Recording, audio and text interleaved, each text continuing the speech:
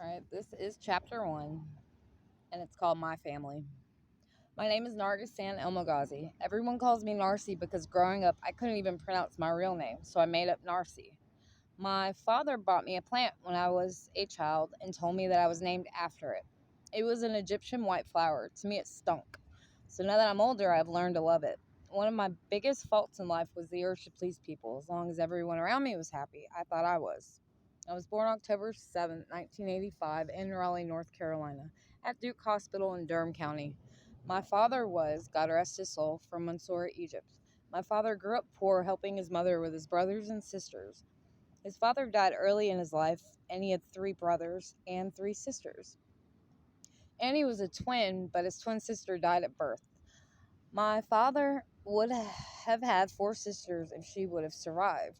My father has always been the funniest person that ever existed in my eyes. My father would enter a room and automatically the entire room lit up.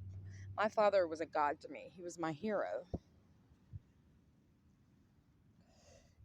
Right when my father came to the United States, he was 23 years old, and his mother packed his suitcases. And my father's favorite soup in Egypt was called molokhaya. It was a green, leafy textured soup.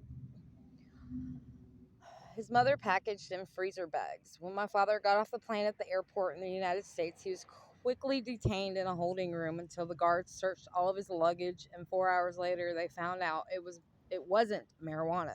It was in fact a soup from Egypt. Mind you, my father didn't speak a lick of English at this time. So for this poor guy was panicking. A sight I would have loved to see. I laugh about it every time I think about it. My father studied and devoted his life to his work and his family the best way he knew how. One of the first jobs my father got in the USA was as a bartender. I learned this many years later. Growing up, my father was anti-alcohol, so finding this out was a surprise to me. My father met my mother in North Carolina while he was studying. From what I can remember, she was a free spirit, American white woman who came from a broken home. My father wanted better for her, so he encouraged her to get her GED. He helped tutor her. Her and my father ended up getting married and giving birth to little Elmo, my older brother, and me shortly after. We were only a year apart. We are only a year apart. Right after I was born, my father decided to move all of us to Auburn, Alabama. My father ended up completing school and became a professor of textiles at Auburn University, one of the most profound colleges in the USA, well known for college football. My father was always at work studying, traveling on business trips. My brother and I spent a lot of time with my mother up until we were 3 and 4 years old, if I am not mistaken. My mother had a lot of friends. We were always around them. While my father was working to provide for all of us.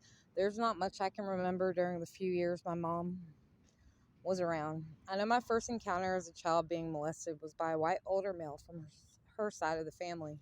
All I can remember was sitting on a riding lawnmower, riding around the yard for hours as this man touched me in places. I would kill a man if I found out it happened to my child.